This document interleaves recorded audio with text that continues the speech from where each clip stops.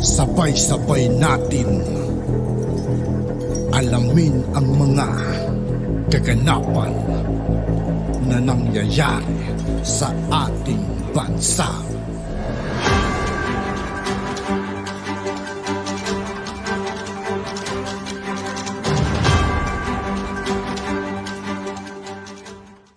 Yo, what's up mga kaibigan? This is I2K po again.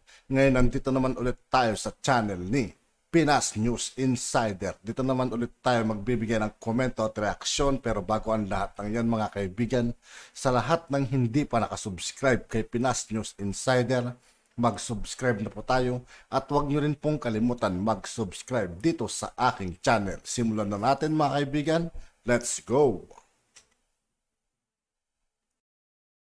Ang balita ngayon, trending at muling pinag-uusapan ngayon sa mundo ng social media. Ang di umanay balitang Vice President Sara Duterte at Senator Risa Hontiveros tila nagkakainitan ng confidential fund ng Office of the Vice President at tila naging active ngayon si Senator Risa Hontiveros sa paggawa ng videos na pinapatulan si Vice President Sara Duterte. Kaya tila pinutakti ngayon si Senator Risa Hontiveros ng ating mga kababayan, lalo na ang Duterte loyalist patungkol sa di umano'y anomalya ni Senator Risa Hontiveros noon sa PhilHealth. Pero bago natin ipagpatuloy ang balita, kung ikaw ay bago pa lamang sa aming channel, ay huwag kalimutang mag-like at mag-subscribe at i-click ang notification bell para palagi kang updated sa channel na ito. Sa patuloy na pag-uumpukan ng naglalakihang dalawang bato, ay mas lalong umiinit ang mga eksena. Nagsimula ang lahat sa pagbusisi ni na Senator Risa Hontiveros sa ginastos na 125 million pesos na confidential fund at intelligent funds ng Office of the Vice President dahil wala di umano ito sa 2022 budget ng Office of the Vice President. Si Senator Risa Hontiveros ay isa sa mga masugid at kilalang kritiko ni Duterte patungkol sa confidential fund at dinadala sa social media ang kanyang hindi pag-aproba dito. Kaya Vice President Sara Duterte nagsalita na at nagbigay ng mensahe sa kanyang mga kritiko. Ayon pa sa Vice Presidente, nakakahiya na hindi pa rin sila makagawa ng anumang patunay upang suportahan ang kanilang maruming imahinasyon. Dagdag pa niya, sapat na sana ang inis na idinulot nila sa Kongreso at Senado para hindi natin sila bigyan ng seryosong atensyon. End quote. Sa kabila ng pangbabatiko sa pagkwestiyon ng oposisyon sa confidential fund ng Office of the Vice President, mas marami pa ring tao ang naniniwala sa utilization ng confidential fund dahil ayon sa kanila, confidential nga, ginagamit ito pang seguridad at pagsubaybay sa ilang ilalim na mga lihim ng operasyon at hindi dapat sinasabi sa publiko. Hindi naman masama ang magtanong at magbusisi kung saan napunta ang pera. Pero ang hindi maganda ay ang magparatang ka ng walang sapat na ebidensya. Matapos ang balitang ito ay hindi naman mapigilan ng mga netizen na magbigay ng kanilang komento at hinaing sa mundo ng social media. And the netizen posted, naghahanap lang yan ng lusot. Ang sagutin niya sa taong bayan tungkol sa PhilHealth ay dapat niyang sagutin. Samantalang ang kanyang hinahanapan ng pruweba ay talaga namang ginamit sa tama ni VP Sara at ang totoo niyan ay may nakitang performance sa report na ginawa ng OVP. Dapat na niyang pagbayaran ang ninakaw niya sa PhilHealth. Bakit hindi kumikilos ang Congress na paharapin siya at sagutin ang nawawalang funds ng PhilHealth? Please lang, calling Congress, please act now. Kung Marcoleta, please pasagutin niyo na si Hontiveros. PhilHealth was almost bankrupt during Risa Hontiveros as PhilHealth official. Dapat maimbestigahan si Risa kung nasaan ang pondo ng PhilHealth panahon nila noong 2013 and toward. Dapat buksan uli ang issue sa PhilHealth dahil hindi nabibigyan ng usapan yan o hearing hearing. Dapat buksan uli yan para magkaalaman kung sino mga sangkot sa PhilHealth na yan, para malaman kung sino talaga ang magnanakaw. Panagutin ang mga taong lumustay sa pera namin sa PhilHealth. Risa, sagutin mo ito. Nasaan ang pera ng PhilHealth? Tapos kaming mga OFW, sasabihin nyo na gawing compulsory. Nagpapakahirap kami sa abroad, tapos kayo yung mga hinuhulog namin. Hinanakaw nyo lang. Kayo ang mga magnanakaw. Tapos gagawa kayo ng issue sa iba para hindi kayo mahalata na mga magnanakaw kayo. O, i-backcheck yan si Risa Hontiveros tungkol sa PhilHealth. Dapat yan ay buksan ni Senator Tulfo. Siguradong maraming involved dyan para makita kung sino yung marumi sa gobyerno. End quote. Sabi ko na sa inyo pati trapo. Pati trapo gagawan nila ng issue. Sabi nila dyan, iba talaga kapag may 125 million in 11 days. Look, Vice President and Education Secretary Sara Duterte shows their LV kitchen rugs in a video posted on her official TikTok account. Diyos ko. Kaya nga tawang-tawa si VP Inday Sara sa video. Kasi, peke naman yan. Di ba? Hindi naman yan totoo. So of course, di ba? Kumbaga, kasiyahan lang na makakita ka ng basahang LV. Tapos itong mga hinayupak na to, ang lungkot-lungkot naman ang buhay nyo. Diyos ko. Pati basahan, i-issue nyo. Sa bagay, wala naman na kasi talaga kayong mababato kay VP Inday So, pati basahan, pag diniskitahan nyo. Huwag po kayong mag-alala. Hindi totoong LB yan, mga bobo. Tindigan si House Speaker Martin Romualdez na ekonomiya at hindi Talaga lang, ha? Di ba? Kung hindi pa kayo pinutakti ng mga tao, hindi kayo magpapaliwanag na para sa ekonomiya pala yan. Di ba? Kasi nung simula, hindi naman nila sinasabi yung mga ganyan. Wala nga silang imik Hindi nga nila sinasabi kung ano yung purpose nila dyan. Tapos imaginein mo, gumising na lang tayo, may mga pa-people's initiative na sila.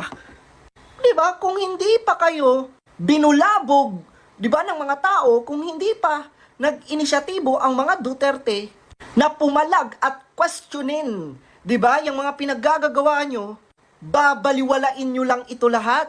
Diba? Kaya nakakatawa mga Lods. Kasi ngayon, no, todo explain na sila.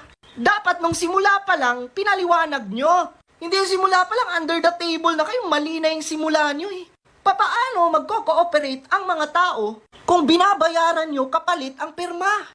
So ano pong pag-uusapan natin ngayon? Siyempre, tukol pa rin sa vigil, no? Prayer vigil sa PI. Tumawag po sa akin yung isang reporter. At ang tanong, ano ba, Spokes? Ano ba nangyari talaga?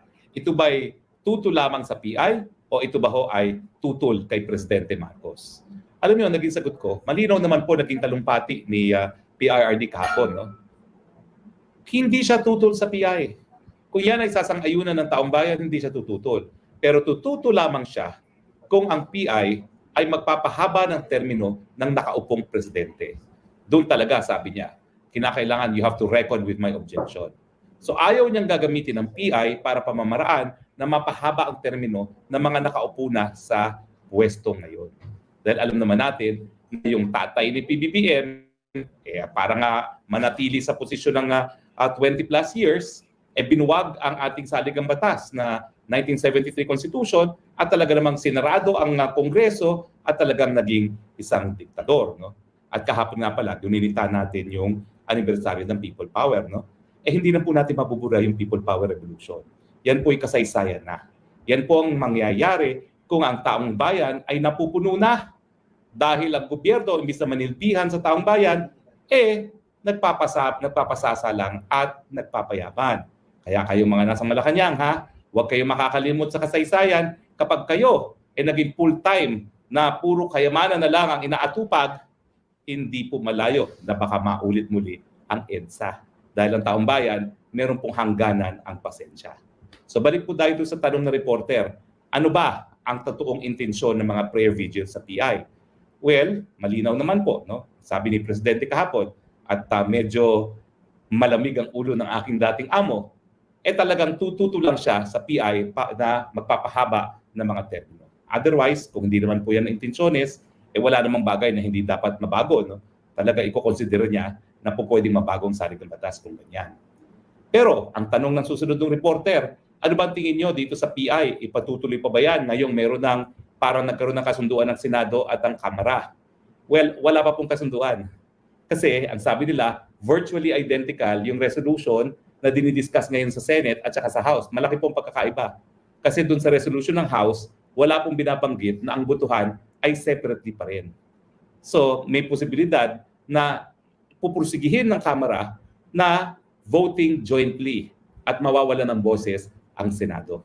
Tingin ko po yan ang deal breaker dahil hindi naman papayag ang Senado na walang specific language na voting separately kasi nga po 24 lang ang senador at 380 naman po mga kongresista kapag nagkaroon ng joint voting. Wala pong kalaban-laban talaga ang mga senador. So anong sabi ko doon sa reporter? Sabi ko, doomed po yan. Yan po'y hindi lilipad. Dahil sa mulat-mula, hindi naman po papayag ang mga taga-Kamara de Representante na hindi nila makuha ang gusto nila. Talagang sinasabi lang nila economic provisions. Pero dahil siya nagpipilit pa rin sa joint voting, kapag yan po ay nasunod, lahat ng gusto nilang baguhin, kasama na yung sistema ng gobyerno na magiging parliament para yung isang hindi nga manalo na presidente ay mananalo bilang prime minister, yung term limits, lahat po yan ipapasok na nila dyan. At miski tumutol pa ang mga senador dahil joint voting, wala pong magagawa ang senador. Pansinin din niyo po na wala pong sinasabi sa PBBM na itigil na yung pirma na yan. In fact, ang huling binigkas niya ng mga salita, siya ay pabor sa charter change pagdating sa economic provisions. Ito nga po ay bumalentong siya doon sa posisyon niya exactly 1 year ago na sinasabi niya na hindi niya kinakailangan ng charter change sa economic provisions para magpatuloy ang pag-unlad ng Pilipinas. No? Isang taon lang po ang nakalipas, bumalentong na.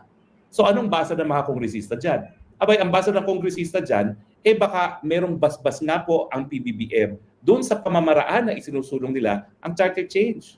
Doon sa pamimigay ng pera para sa lagda ng mga butante at doon sa panlilinlang paggamit ng mga ayuda at ngayon itong AKAP na mukhang 26.7 gagamitin doon sa mga kongresista para makuha nga yung 3% per district.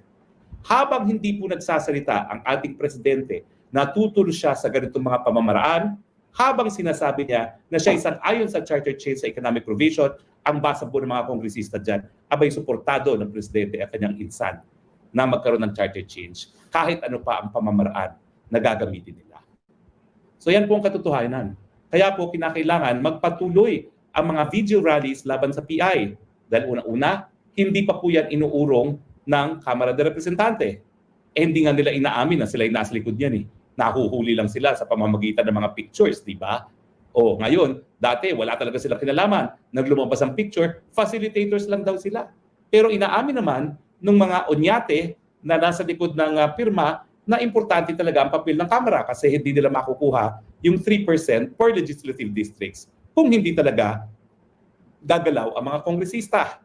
At dyan nga po lumabas yung baho ng AKAP kasi parang yan ang gagawin nilang incentive sa mga kongresista. 26.7 billion para makakalap ng 3% per district. At kaya nga po, matapos ang prayer vigil sa Cebu kahapon, kinakasa na po ang susunod.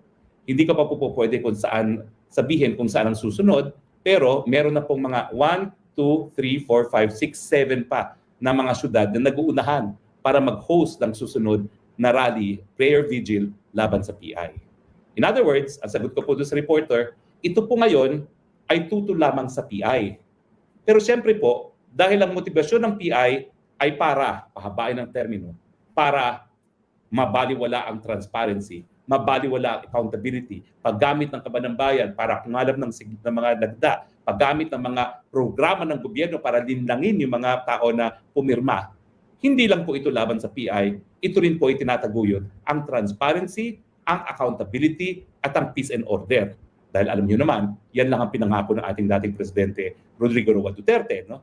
Nalalabanan ng krimen, lalong-lalo na ang droga. Siyempre po, ang isang hindi pinagkakasunduan ngayon ni Vice President Sara at ni PBBM ay yung peace talks na alam naman natin, sinabi na ni Presidente na pulbos na raw ang hanay ng mga teroristang CPP-NPA and yet bakit ka makikipag-usap ng kapayapaan una-una sa mga terorista na sabi mo ay pulbos na? Di ba kapag pulbos na, bakit pa kinakailangan makipag-usap tungkol sa kapayapaan?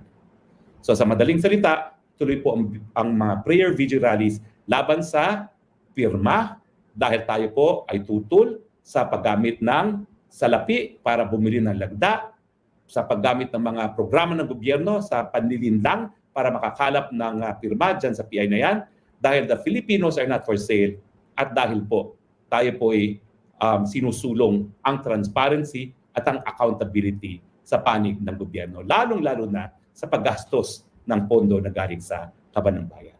So asahan niyo po ha, tuloy-tuloy po itong prayer vigil rallies nito at excited po ako sa susunod na location.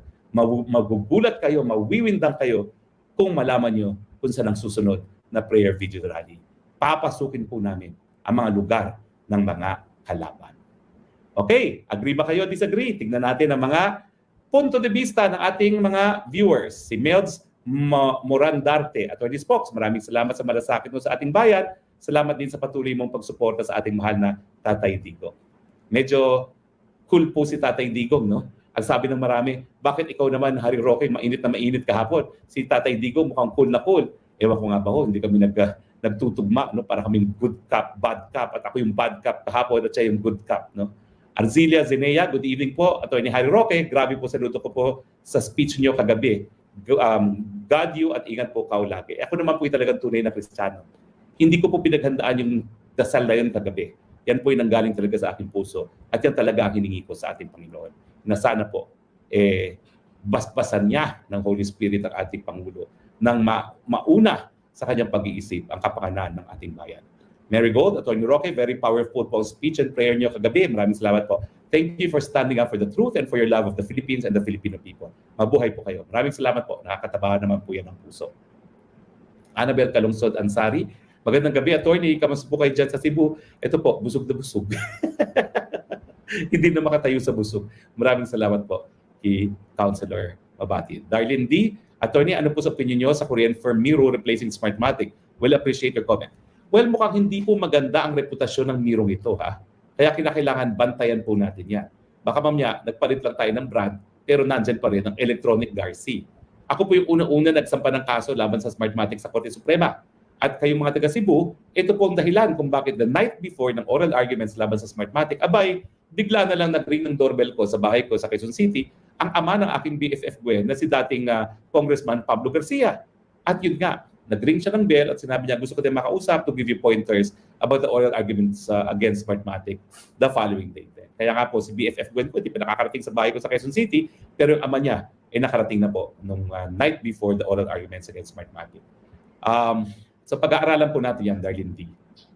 Okay? Tapos Arcilia Zenea, correct kasi swapang kaya gusto rin ni Kuting manatili sa pwesto habang siya ay nabubuhay para makakurakot ng limpak-limpak, lalo na may asawang hungry, power-hungry, mga malinaw naman po sabi ng Presidente. Talagang igalang ang nakasulat sa ating saligang batas, isang termino lang ang Presidente. Amic TV 45 UK, Attorney Harry Roque, saan kita pwede mag-contact? Kasi natin ang debate tungkol sa ICC jurisdiction on war drugs si Tatay Digong. Marami kasi hindi sang-ayon sa paliwanag mo para malinawan sila. Mag-send lang po kayo sa akin ng message sa Facebook o di naman kaya sa Instagram. Okay? Nasa publiko naman po na aking mga contact details. Okay? Ju, Attorney, napanood ko po namin kagabi, ramdam po namin kayo. Sana yung prayer mo po, marinig yun din prayer namin. Thank you po, Attorney. Tama si Tatay Digong, ang HOR, bulok na ahensya, madaming mga kalokohan. Salamat po. Purita Makiling, tuloy ang PI, Attorney. Sabi ni BBM, isasabay na lang sa midterm election ng plebiscite sa Chacha. Hindi po pwede yun, Mr. President. Magbasa-basa ng konti tungkol sa batas. Hindi po pwedeng ipagsabay ang regular election sa plebisito, lalong-lalo na kung ito ay pag-amenda ng saligang batas. Dahil napaka-importante po ng saligang batas, dapat tutok ang atensyon ng tao doon sa mga proposed amendments sa ating saligang batas. Okay? Joy Inamax, Box, you're the man. You're watching here in Thailand. Si Tamalos-los talaga ang problema. Sana alisin na yan at yung mga buwaya sa Congress. Well, nasa kamay po yan ng mga botante, panahon na siguro magpalit ng mga representante. Attorney Harry, kahit hindi kami nakapunta sa mga prayer rally, pero full support po kami sa inyong lahat. Salamat sa SMNI na nagla-live coverage para sa amin. God bless you and your family, Attorney Harry. Ingat po lagi. Abay, napakadami nga nanood no sa SMNI, no? 30,000 live viewers ng ating video prayer rally. Mary Jean Taluyan, sana po, Attorney Roque, dito sa Northern Luzon ang susunod na prayer rally. Sigurado po ako dyan. Dahil ako po yung taga Northern Luzon din. So sigurado po ako sa bayan ko magkakaroon tayo. Ricardo Fermin, NCR na ang susunod spokeswell. Grand finale siyempre ang NCR. Kayo naman, pitik-pitik lang tayo sa ibang syudad at lugar ng Pilipinas bago tayo mag-NCR. Astro Boy, attorney, sa dami ng insertion para sa mga unprogrammed funds, obviously pork barrel. Pirma na lang ng pirma si Bonget. Di po ganyan si FPRRT, binenta niya na natigil ang Senado and Congress noong panahon. Ibinito niya natigil ang Senado and Congress noong panahon. Tama po yan. Yung binago-bago nila ang budget at sila yung nag-insert, binito po talaga ni Presidente yun. Renilo Montebon, maayong gabi. Attorney Harry Roque, nakita-kita kagabi sa SRP, diri sa Cebu. City, good job. Padayon ta sa pag-ampo sa Ginoo Pirmi. Maraming salamat po. Motivation Medic, I agree with PRRD, okay sa economic provisions, ligwakin ang mga pro-communist provisions that the Cory admin has done with the current 1987 Constitution, including the term of office. Okay. Teresa Lingkod, attorney, sabi ni Mig Zubiri kanina na pwede daw isabay sa plebisito. Yun daw na pag-usapan kanina sa meeting sa palasyo. Naku, tignan po nila uli ang saligang batas at ang mga existing laws. Dr. Bishop, idol talaga kita, attorney. Nakakakilabot po yung prayer niyo kagabi para Kang Mil version ni Iron Lady Miriam. Sa totoo lang po, hindi ko pinaghandaan. Alabi po, nagdadasal ako bago magsalita. Ang hiningi ko kay Lord, Lord, fill me with your spirit and help me say what the people need to hear. Yan pong aking dasal. Wala po akong preparations. Until nandun ako sa entablado, hindi ko talaga alam po anong sasabihin ko. At yung prayer pong yun, talaga pong gamble yan kasi hindi ko alam kung kakayanin ko talaga magdasal in public na gaya nun. Dahil aking paniniwala po talaga personal relationship with the Lord. Gigi Ampolitod, hello attorney, pansin ko po na nag-advertisement sila about AKAP na hindi daw tama ang ginagawa ng Senado. Uy, talaga ha, nagbayad pa ng advertisement ha. Pera na naman natin ang ginamit para sa advertisement ha. Hindi ko pa napapanood yan, Gigi. Padala mo ako ng link, please. Edmond Allen Tiempo, Spokes, di talaga ako nagsisi na binoto kita last election. Takbo ulit, next election, panalo ka na. Yan, sure yan. Maraming salamat po. Kinakailangan talaga maraming pera para manalo sa Senado. No kidding po. Kung wala kang $500 million, hindi ka mananalo as senator. Okay? At yun na nga mga kababayan. At yun nga po mga kaibigan, dito po nagtatapos ang ating reaction video. Muli ako po si I2K ng Sundal ng Dunggalo. Maraming salamat sa patuloy na pagsuporta. Yeah, peace out.